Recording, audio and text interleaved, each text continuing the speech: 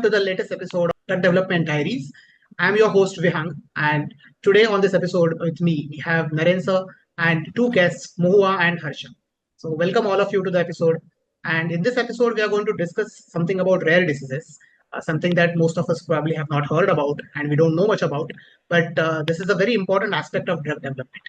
So I request Naren sir to introduce our guests and get the episode started. Thank you, Vihan. Welcome, Mohua and Harsha, to this episode, to this session where we'll talk about rare diseases. Um, let me introduce you to Harsha. Harsha Ramsiba is he's in three organizations right now. I mean, he's in George Mason University in the Washington D.C. area. He has his own company, which is Jiva, which is supporting clinical trials, especially, and many other things, and for supporting rare diseases work in clinical applications. And he's also the founder and chair of the Indo-US Rare organization, which is doing a huge amount of work in the space in these two countries. So welcome, Harsha. Thank you. And Mohua is at the Isaac Center for Public Health in the Indian Institute of Science. I've known Mohua now for probably 4 or 5 years, and we met, when I was working on a paper on rare diseases, and I was looking for people who knew about rare diseases in India, and I looked at her Instagram, LinkedIn profile, and it was, so relevant to what I was discussing at that time. And since then, we've been in touch and we've done a lot of work together. But Mohua has done a huge amount of work in the space of rare diseases. Both of you have done an enormous amount. So welcome to this episode. Pleasure to be here. Pleasure to be here, Naren. Yeah, so let's start with the basics. Maybe Mohua, you can describe to us definition of rare diseases. That itself sometimes gets confusing. Thank you, Naren, for giving me this opportunity, and especially to talk about what are rare diseases to begin with. I have always felt that the term rare doesn't do quite justice to the group of diseases that it tends to describe. Because globally, over 300 million people are affected with rare diseases. In India alone, it is estimated that there would be 100 million people affected with rare diseases. However, the term is used to describe quite a heterogeneous group of diseases which affects different organs and have different prognosis. However, they do have certain, common characteristics that they are individually they affect a smaller percentage of population. Mostly, they are quite severe, life debilitating, and the most important part is the diseases are not well understood, and hence there is very few treatment that has been developed for these diseases so far. So far, despite all the progress in medical sciences over the years. Yeah. So, and every country has different definition. If like US has any diseases that affect fewer than 200,000 people. Europe has a different definition, but the essence of it, how we describe the diseases, remains same globally. Yeah. Harsha, please. I like to add that there is a formal definition that each country has adopted more because of the policies that they have put in place, financial incentives, tax credits for R&D and other purposes. There is unfortunately not a globally consistent definition of a rare disease, and hence it's a country specific. We'll get to some of these questions, which are, what are the policies in rare disease in the future. But of the 10,000 odd rare diseases that have been identified, maybe genetically or symptomatically, different countries have different, as you said, different countries have different numbers of precisely defined rare diseases for therapies. And Mohua brought up this point that there are no treatments or very few treatments for rare disease. So Harsha, can you give a very high, because you've covered all of this in the textbook, can you give a little bit of a flavor of what it takes to develop a rare drug for rare diseases versus a common disease? Yeah, thank you for asking, Naren, and thank you for the opportunity to contribute this chapter to this amazing book. to your vision to include a focus on rare diseases in this book as a chapter. So, rare disease drug development is very unique in that you often find the parents of children affected by rare disease coming from finance or other automobile and other industries, taking up biotechnology and drug development. And hence, this is not really exclusive to biotechnology professionals. Parents and families affected by rare disease often take on and burn the midnight oil and learn about science more than anybody could imagine. And there are such success stories. And so I think that's one hallmark of rare disease drug development.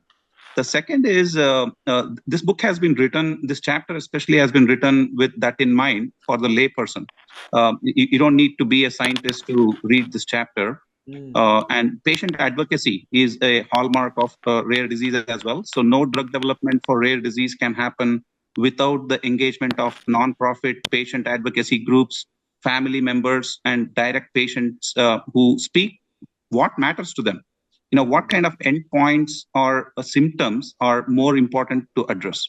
That's something we have kind of covered a flavor of. And the second is, like Mohua pointed out, only 5% of rare diseases have some sort of approved treatment. 95% of them do not.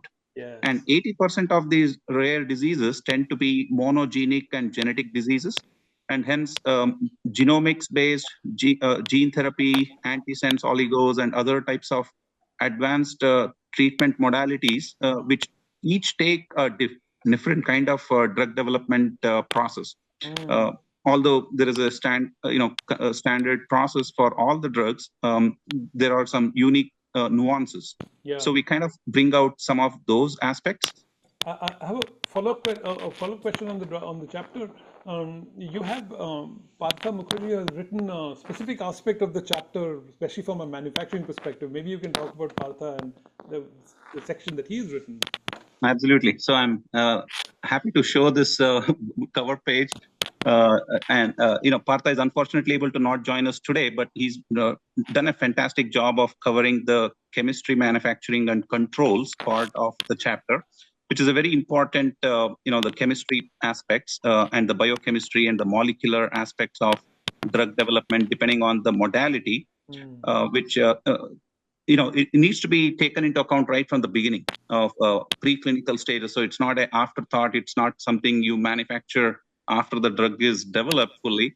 And so there is several misconceptions as well as a less understanding of those aspects, which Partha very nicely and succinctly covers in his chapter, providing good guidance on how to approach CMC throughout the drug development process. Yes. So, Vihang, over to you now. Great discussion, folks. We are learning about rare diseases. So coming down to the chapter, so we were talking about how different authors have contributed to different sections. So could you elaborate on how this chapter is structured, how different sections are organized, and for a reader, how should a person go about reading different sections and understanding this concept of rare diseases? Do you want to go first, Mohua? Yeah, sure. So I think the rare diseases itself is a very wide field in terms of just even if we talk about drug development. But very interesting part was that in a drug development space, although rare diseases occupy a very niche area, this book gave an opportunity to highlight that, and it also reflects that rare diseases shows a very unique pathway to approach drug development. And that is what we tried to address through the chapter and the opportunity that we had in hand. So we started the chapter with the contribution of patient advocacy because patients have been the driver behind drug development in rare diseases, and whereas in other diseases we talk about including patient in drug development, including patient in treatment, here it is complete different scenario. Here the patients are the drivers behind every innovation, every change that is happening in the field. So we try to give them the due focus and importance that is required. So we start the chapter with that, and then we move towards the unique aspects of rare disease research and development. And I really urge the readers to look into this part because Part A of the patient advocacy would be a unique, inspiring, more socially connected stories, whereas Part B will be an introduction to a plethora of, innovations and new ways people have found out to approach it. Then we move to rare disease clinical trial. We also talk about how different clinical trial statistics would be used and can be used to address the major problem of small, low N, which is the low patient population. So we talk about that. Then one major part is discusses the chemistry, manufacturing, and controls, where Dr. Partha Mukherjee did a very amazing job in describing it in quite details, talking about very minute details of the CMC pathway in drug development and in various types of drugs. We are not only talking about small molecules, but we are also talking about the advanced molecular therapies, which are very important in rare disease treatment. Then we do talk about the regulatory pathways because in most of the countries, again, patient involvement was there, patient advocacy was there.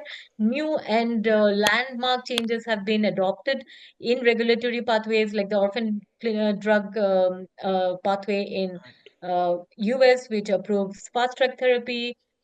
Fast track approval, priority, review, so all those kind of unique regulatory pathways which has been adopted, we try to cover those. And then finally, we also talk about just not development, but the commercialization of the products.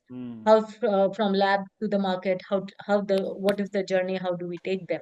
So we try to be as comprehensive as possible in terms of drug development, and we truly believe that it will sort of generate a discussion around the drug development of rare diseases, which was our intention while writing the chapter. Yeah, if I may Over to add to you, that, Harsh. we did all of what Mohua said, but with a very unique perspective.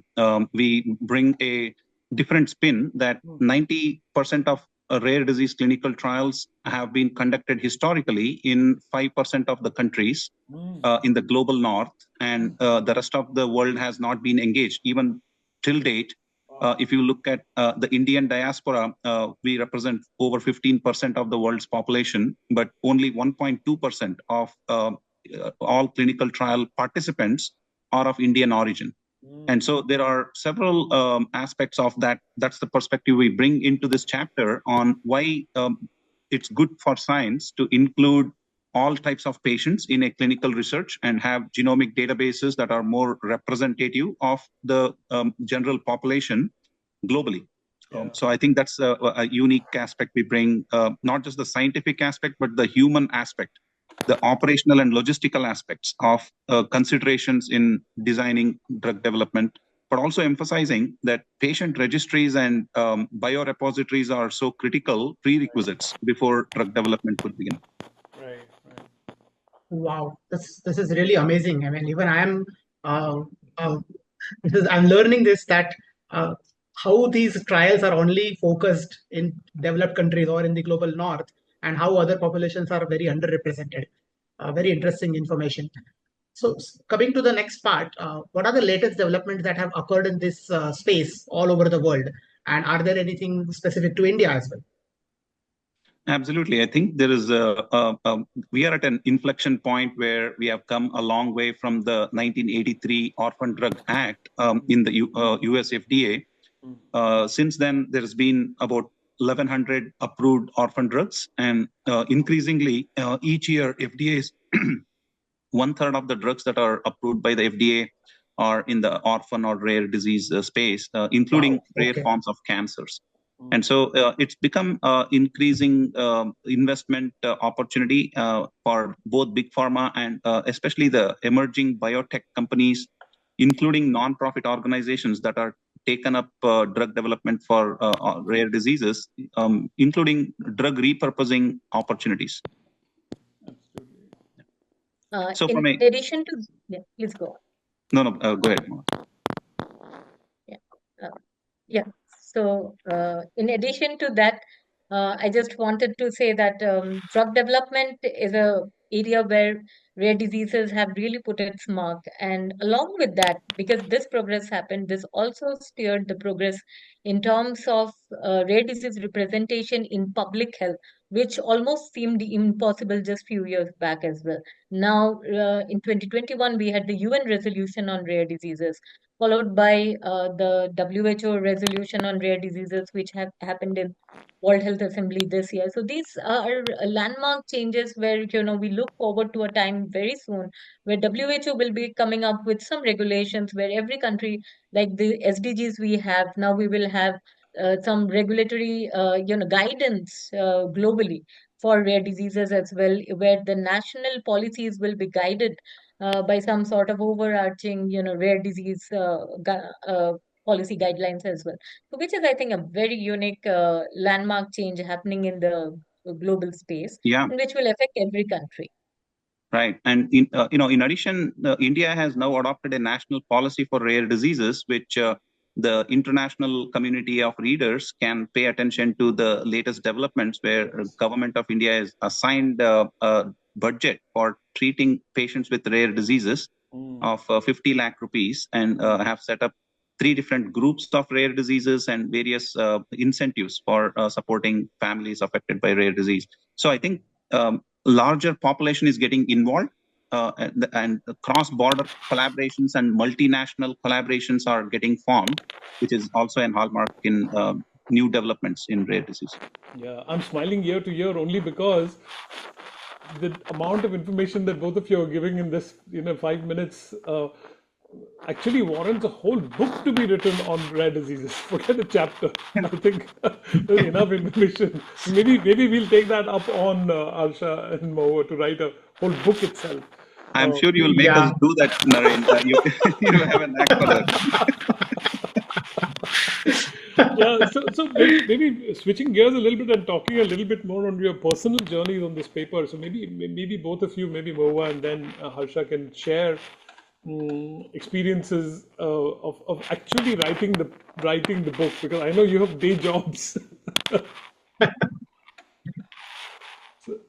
So, first of all, like, since you gave this opportunity, and I would like to thank you for getting all of us, and especially me, into this, writing this book together with this amazing group of authors globally situated in so many different countries, so many different time zones. And big thanks to Naren in bringing all of them together, which at the beginning seemed impossible. Finding a common time itself is so difficult and so that has been an amazing experience to learn and exchange ideas with all these people. And I was doing my MPH at Johns Hopkins at that period of time, and I had, it was quite a big, tough decision to make whether to get into it or not. But the opportunity was so lucrative, I couldn't say no. It was very tempting.